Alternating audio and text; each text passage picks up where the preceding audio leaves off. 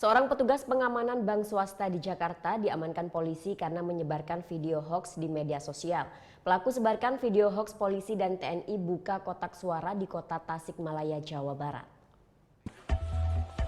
Seorang pria berinisial DMR ditangkap petugas Ditreskrimsus Polda Jabar Senin malam di Jakarta. Pelaku diduga kuat menyebarkan video hoaks disertai tulisan yang berbeda dengan kejadian sebenarnya. Dalam video berdurasi 1 menit tersebut, petugas kepolisian sedang mengamankan gudang penyimpanan kotak suara di Kecamatan Indihiyang, Kota Tasikmalaya. Kemudian petugas polisi dan TNI menahan anggota ormas yang memaksa masuk. Namun dalam video itu ditulis polisi dan TNI membuka kotak suara di gudang penyimpanan kotak suara. Pelaku mengaku mendapatkan video tersebut dari akun Instagram lainnya. Polisi kini tengah melacak pemilik akun pertama yang menyebarkan video tersebut.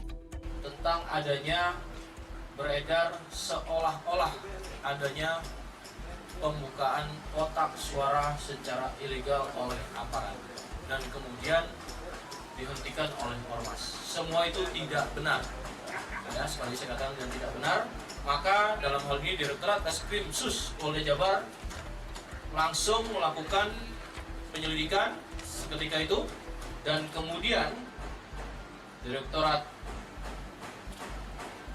Siber langsung melakukan penangkapan dan pengungkapan ini. Selain mengamankan pelaku, petugas turut menyita telepon genggam dan laptop tersangka. Anggi Putra melaporkan untuk NET.